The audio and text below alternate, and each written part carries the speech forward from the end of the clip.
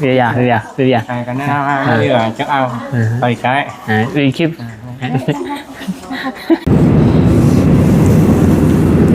โอเคสบายดีเนาะไอ้น้องเฮาเนาะสำหรับมื้อนี้จะได้สัมภาษณ์ทุกคนไปเบิ่งไอ้น้องเฮาสิไปเป็นปัวแขวนะเดี๋ยวเราจะไปคลินิกคนเกาหลีกันบ่แต่ว่ามีรามคนไทยแปลเนาะเดี๋ยวเราจะไปเบิ่งว่าเขาเจ้าจะเฮ็ดดีซำใดว่าเขาเจ้าบริการดีบ่เนาะที่คลินิกอยู่เกาหลีนะแต่มีรามคนไทยแปลเดี๋ยวเราจะไปเบิ่งว่ามันจะโอเคบ่จะแพงบ่เนาะมันแตกต่างกันบ่ระหว่างคนมีวีซ่ากับคนพีนี่นะหมายถึงพีได้คนบ่มีวีกับคนมีวีเนาะมันจะแตกต่างกันแบบใดในเวลาเราจะเข้าไปซอยหินปูนเนาะซอยหินปูนแล้วก็เฮ็ดอย่างต่างๆนั่นแหละในคลินิกเนาะเดี๋ยวเราไปติดตามเพิ่นนำกันว่าเขาเจ้าจะเอาบัตรไปอีหยังแดเนาะก่อนที่เราจะเข้าไปเป็นปัวแค้วหรือว่าเฮ็ดธุรกรรมต่างๆนะโอเคโอ้โหเดี๋ยวติดตามไปน้องกันเนาะไปพี่น้องไปบรรยากาศเนาะพี่น้องจากลงออกรถไฟเนาะโอ้โหสถานีอยู่นี่เป็นเปิดโปงเลยนะโอ้ยเนาะเป็นบ้านเมืองเขาเนาะพี่น้องเดี๋ยวเขาจะย่างเข้าไปเนาะย่างลงนี่มันเป็นสถานีเป็นยกรถไฟเนาะพี่น้องเดี๋ยวออกจากสถานีรถไฟก็สิงงประมาณนี้จ้าไปทางไหนเลยมันนี่นะเบิ่งหุ่นว่ะนะเพราะว่าแล้วมันจะงงแล้วเปลี่ยนไปโอ้ยรถทิพย์ไปพี่น้องรถทิพย์ไฟฟ้ารถทิพย์ไฟฟ้าเนาะของพนักงานเนาะรถทิพย์ไฟฟ้าล้วนๆเลยเริ่มจะเข้าฤดูร้อนแล้วพี่น้องเนาะแสงแดดโอ้ยแต่ว่ายังหนาวอยู่นะก็ยังใส่เสื้อใหญ่อยู่นี่คือนี่นะยังใส่เสื้อใหญ่แล้วก็สูบยาบ่อยๆไปเลยมันเข้ากับบรรยากาศตัวนี้ปะโอ้ต้องเป็นคลินิกใหญ่นี่เด้อเนาะโอ้นมโอ้เดี๋ยวเอาขึ้นไปซันซ้ำบ้างเราก็จะ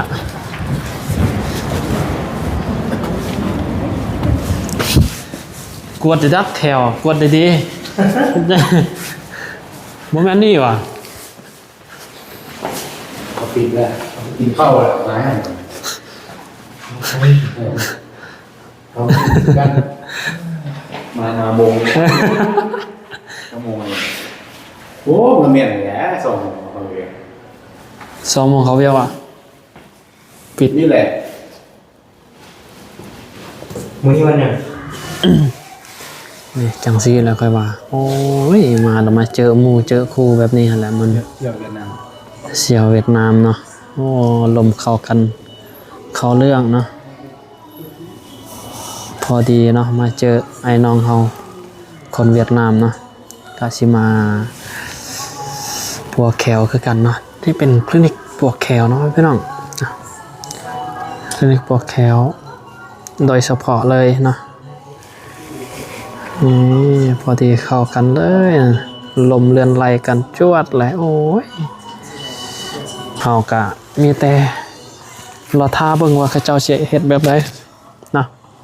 รอท่าเบิ่งว่าเขาเจ้าจะดำเนินแบบใด ในการเข้าไปเฮ็ดแคลนะคักบ่หรือว่าเขาจะเอาแพงบ่เนาะแคลจุรีก็งามอยู่ได้นี่ อยากไปเฮ็ดหยังอีกบ่เนาะมันเพราะว่าช่วงก้อนนี่แคลจุรีมันหักนะจุรียำถึงเมทูเล็กนะเห็นบ่มันแหว่งเครื่องกลางหั่นน่ะกินมันหอฝาวหิวเข้าเนาะสูบยาได้ใส่ไปโอ้ยครับบ่เรื่องเต้สิมาฟอก2 คนเลยสูบแบบนั้นโอ้ยถ้าอัปเตอร์นะลังก่อนหน้านี้จากนั้นเขาจะไปคูดออกมาเนาะคูดออกมามันก็ไซส์ล่ะ เดี๋ยวเราทาเบิ่งว่าโอ้คลินิกได้สะอาดมีรามคนไทยเด้อใครจะเข้ามาก็เข้ามาได้เด้อพี่น้องคือเนี่ยมันจะมีธงไทยธงเอยนะย่านเดี๋ยวเขาทาเบิ่งว่าตอนขั้นตอนเขาจะเข้าไปฟอกนะเข้าไปเสาะหินปูนไว้พี่น้องนะเขาจะได้ขายยาสีฟันพร้อมได้หนะจังได้เขาฟอกหินปูนแล้วเราก็บอกให้เอายาสีฟันนี้ไปถูป้องกันไว้ให้มันเรื่องการตลาดเขาบอกเป็นของง่ายดิก็ประมาณซ้ำนั่นแหละเดี๋ยวเราท้าเบิ่งว่าเขาจะเอายังไปเสาะนะบางที่เขาก็ไม่ได้เข้าไปเนาะเพราะว่าจะเรียกมาส่งซื้อๆนะ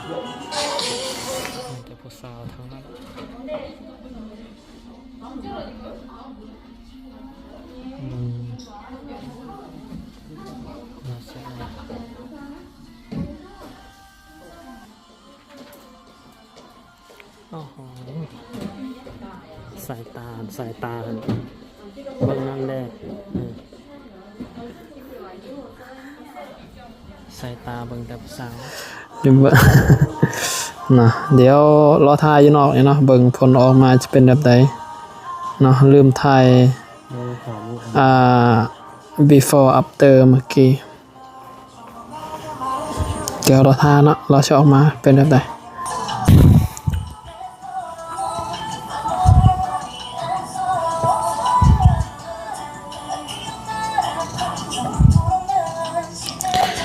นอนทาเนี่ยเนาะนอนทาเนี่ยก็โดนพอสมควรเนาะเข้าไปคูทินปุ่น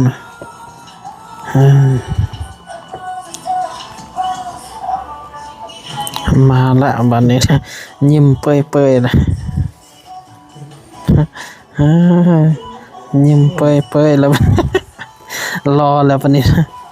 เป็นไง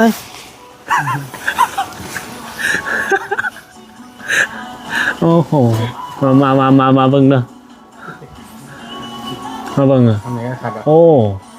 แจ๋วเลยได้ทำไมก็ครับได้เจ็บนี่เล่นให้ยิ้มบุบเลยถือว่ายิ้มตลอดกาลนะเนาะ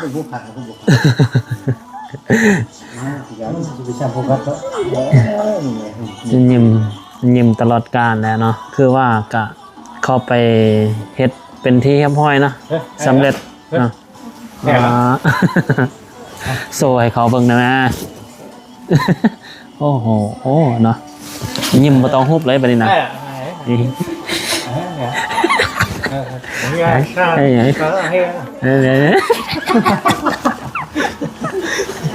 เห็นเนาะโอเคเนาะรายจ่ายเท่าไหร่ก่อน